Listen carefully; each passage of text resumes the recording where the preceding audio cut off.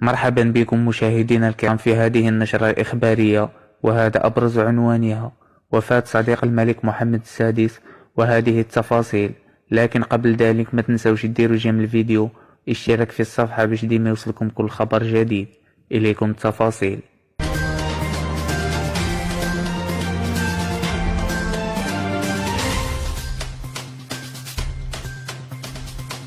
توفي أمس الخميس والدة فاضل بن عبيشة سفير المغرب السابق بإسبانيا، وشقيقته كريمة بن عبيشة سفيرة المغرب بالبرتغال. وبحسب ما أفادته صحيفة الشرق الأوسط الأمس، فإن الراحلة سوف تدفن في مقبرة الشهداء بمدينة الرباط عقب صلاة الظهر اليوم. وكانت الراحلة إسبانية، بالضبط من غرناطة، إحدى رائدة العمل الخيري في المغرب، وكانت تترأس جمعية للأطفال المتخلى عنهم. ويشار إلى أن فاضل بن عبيشة هو من الأصدقاء المقربين للملك محمد السادس، وقد درس معه أيضا. نشكركم على حسن متابعتكم، وإلى اللقاء في خبر جديد.